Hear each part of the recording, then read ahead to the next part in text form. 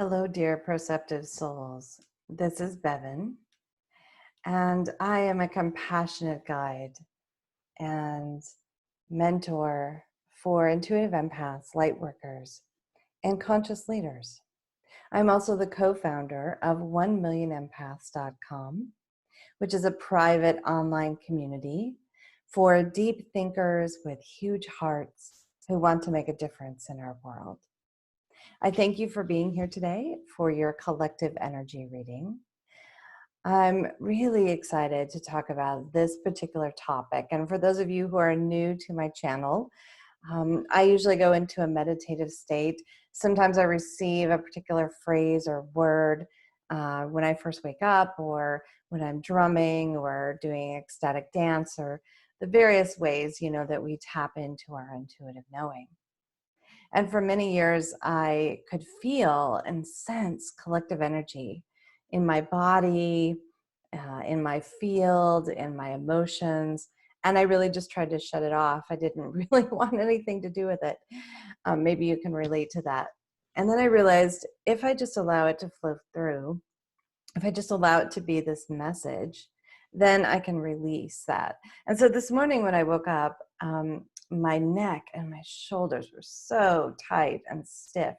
And I was like, what am I carrying on my shoulders that I shouldn't be carrying, right? It's like when we feel really burdened. And the word that came up was responsibility, right? We all have a different relationship to that word, to that concept of responsibility. And particularly right now in our world, we are finding that a lot of people, particularly sensitive people, are looking around and they're seeing everything that's happening, and they're feeling a heavy weight, right? How do we make things better? How do we get things back to normal? How do I make sure that I make a living to take care of my basic needs and my family? There's just a lot of responsibility. There are government officials who are shouldering a lot of responsibility right now around health and wellness and our economic system. There are, CEOs and board members of companies that are in organizations that are saying, like, how do we sustain ourselves? How do we not go under? How do we make sure that our employees are sustained? And so this feeling of responsibility, this heaviness, really is a weight right now. And I could feel it in my own body, can feel it in my own life. It's come up multiple times. And so let's dive in here and see what the cards have to say about responsibility. First of all, you've probably heard this before, but if you actually break this word down, it's response ability. So instead of this obligation, this thing that you have to do, which we all feel like we have obligations, right? It really is more about what is my ability to respond to what's happening around me, what's happening within me, what's happening outside of me in the external environment. And oftentimes what happens, and this is very true for empaths, is that we see something happening. We see someone in pain. We see someone floundering. We see a friend who's struggling or a family member, and we immediately go, oh no, I need to bring you back into the fold. I need to help you.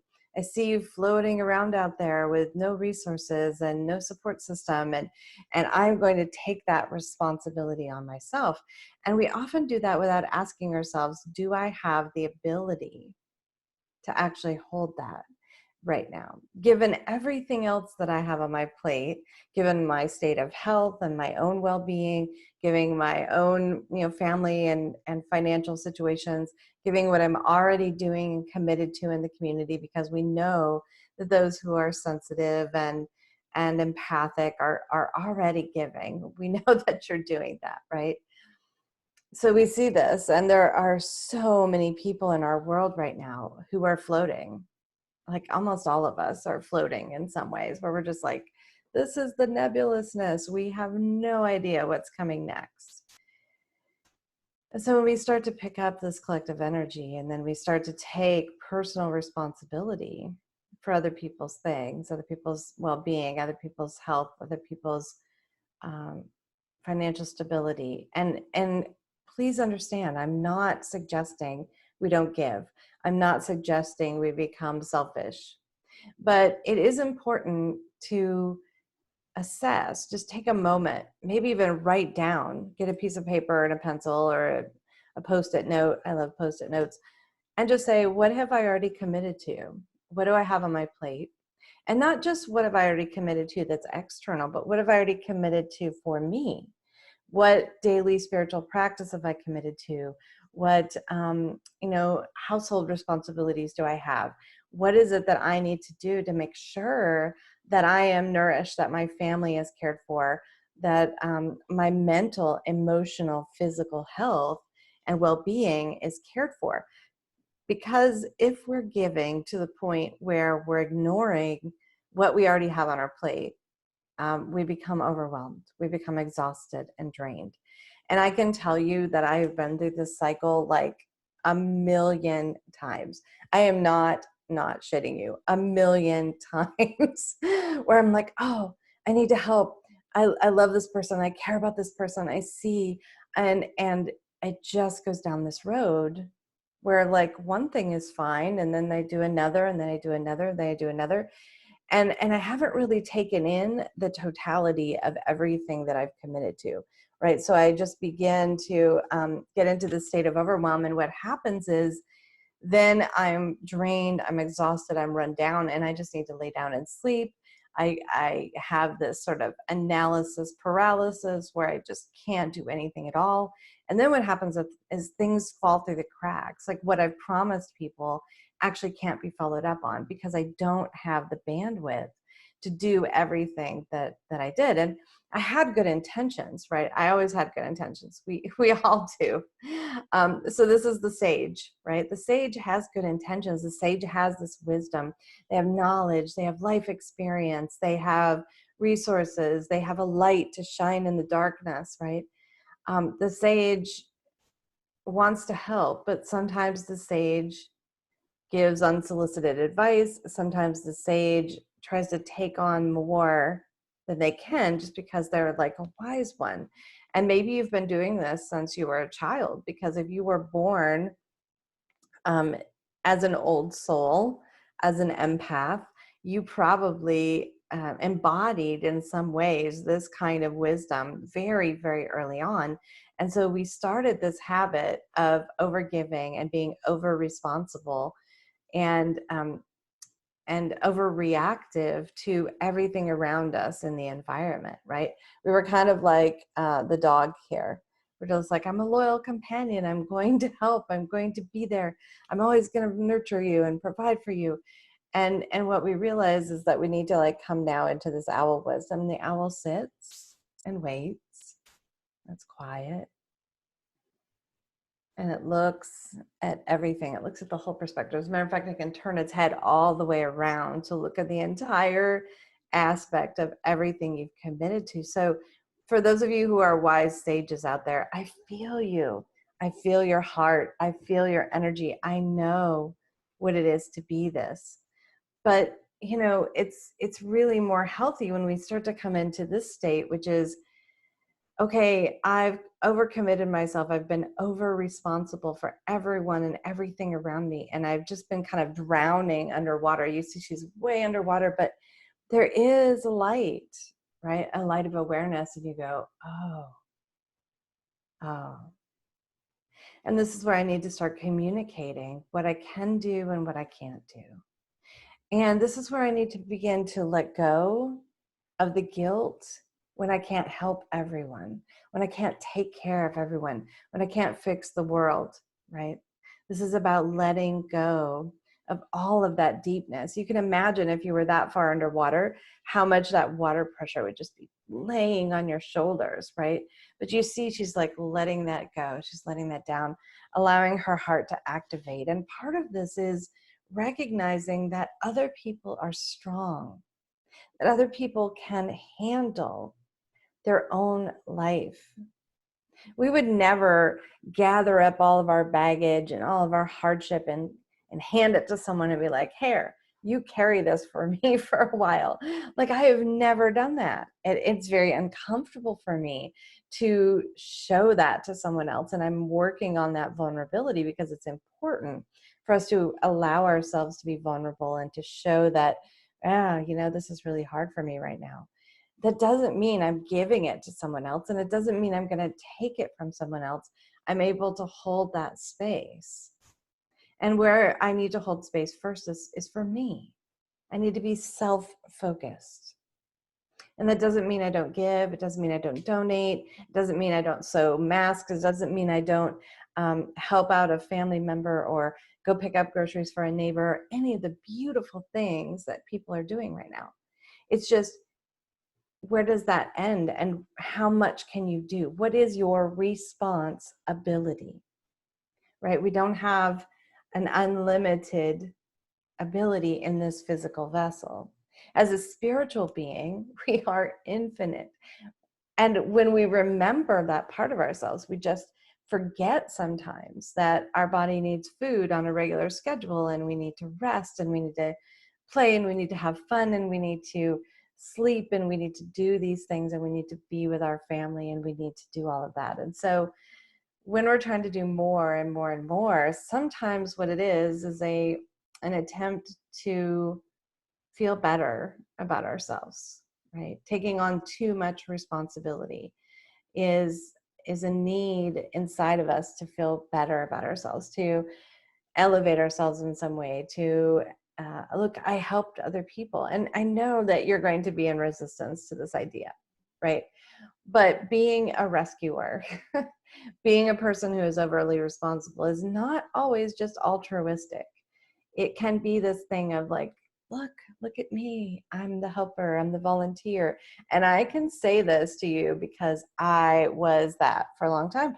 I received all of this sense of self-esteem and worthiness from doing that. And when we began to take off that mask and we really look at what it means to be responsible, and first, what it means to be responsible to self. Because if we are not responsible to self, if we are not committed to doing our daily practices, to doing our daily self-care, then it is really hard for us to give to other people. We can do it, but it's going to take a huge toll on you. So it's time, my friends, to really assess, what is it that you can take on, and absolutely, we want to help. We want to encourage more people to do that. But our world is shifting and changing, and we are not 100% responsible for that. We are collectively responsible for that. So I'm doing a little part, and you're doing another little part, and someone else is doing another little part, and all these billions of little parts are coming together to make the change. And this takes time. We have like almost 8 billion people on this planet. It takes time. It takes time for us to roll things forward. And so when we get impatient, when we want to be the wise sage, when we want to go out and fix and rescue and take care of things, and we want to help people that are floundering, just tap back into yourself and say, what is the underlying motivation here? What is the reason that I'm doing that? And there's something that I teach about called your personal energetic baseline, which is when you are in your calm, connected, engaged, fully tuned in state, you have this unique vibratory hum.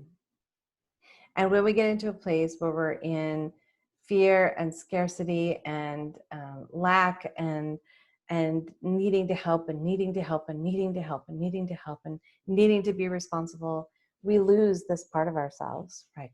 We lose track of it. It's still there. We always have this vibratory hum, but we get way out of balance, right? We get way down here where we're kind of drowning. And we're like, okay, where's the way out? I'm now too deep into all of this. And we need to come back. We need to come back. And we need to do just a small number of things very, very well.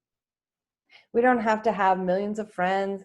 We don't have to have millions of likes. We don't have to take on project after project and hustle and do all these things. And ooh, let's just come back. How much better would I feel if I just did a few things very, very well, in a very conscientious way, in a way that I am nurturing and I am connecting not only with others, but with myself. And you see, this person is just so tuned in to their own vibratory hum. So what are those things that you need to do to come back? Do you need to say, you know, I think I've overcommitted? Or do you need to say, thank you for inviting me to do that, but I'm not able to take that on at this time? Or do you need to say, that is not my responsibility. I acknowledge it. I send love and light. I can add them to a prayer list or a meditation list or whatever that is. I am not personally, energetically, emotionally, mentally, physically responsible for all these things that I see. It can be really challenging as an empath because you connect. But what it looks like here is really the holding space. So this is the 9 of fire, and fire is always an action-based energy. But this is an action-based energy where we've stripped away, right? You see this particular person has all these trappings, all these layers of all the beautiful things, the mask, the outfits, the whole thing. And this is where we've stripped ourselves away down to what is the minimum? What are the basics? What are the things that I need every single day to be okay? Not just to be okay, but to thrive, right? And thriving is challenging at this time, but it's possible to thrive. It's possible to be uplifted. It's possible to be healthy. It's possible to be connected. And so we need to listen to our knowing. We need to tap into that third eye. And we need to listen to our knowing when it says, this is too much, or this thing doesn't feel right, doesn't resonate, right? So we have this intellectual mind, this ego side of ourselves that says, no, I need to do more, I need to do more, I need to do more. There's an urgency, there's an emergency. And sometimes that's true. But as soon as that short-term emergency is done, we should then be wrapping up and coming back here to our internal calm, connected vibratory hum, right? And then we see that this emotional center is activated, right? We are going to feel things. We're going to sense things about the world around us. We're going to feel for other people. It's okay. But you see that it's in balance. It's not like overly activated. It's not like, and I'm giving everything from this lower side of myself, my root, my sacral, my solar plexus. I'm not giving everything. It's just, I'm shining this. I see, I feel for you. I don't hide my emotions about it. Boy, that's really difficult. I'm holding space, right? Because this is holding space. There's a glorious, like, it's hard to see, but there's a glorious rose there. And he's just holding it, right? He's just holding that space for this rose to come in and to bloom and to blossom. And there's this great blossoming at the throat chakra as well. So the heart and the throat are connected. The heart and the throat and the belly and the mind are all in alignment and connected. And there's this blossoming here, which is really, in my opinion, the blossoming of your ability to say an empowered yes or an empowered no, right?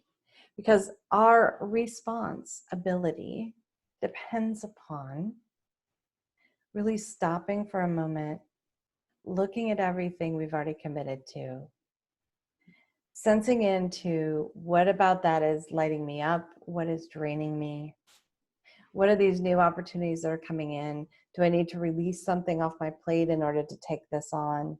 Do I have the capacity to take one more thing? Or could I do a portion of that thing and not all of that thing? So this is about responsibility, and we all have responsibility, but if you've been feeling this huge weight on your shoulders, I just invite you to just like roll them back for a minute and just like allow that to release.